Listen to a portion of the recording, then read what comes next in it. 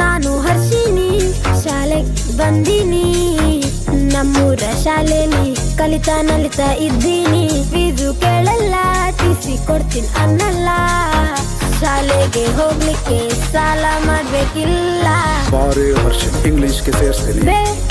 ಬೇಡ ಬಾರೆ ಹರ್ಷನ್ ಸೀಟ್ ಕೊಡಿಸ್ತೀನಿ. ಓ ಬೇಡ ಓ ಬೇಡ. ಬಾರೆ ಹರ್ಷನ್ ಟೈ ಹಾಕ್ತೀನಿ.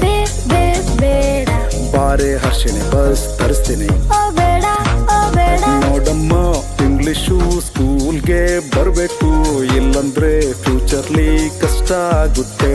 ಸರ್ ನಮ್ಮಲ್ಲೂ ಇಂಗ್ಲಿಷು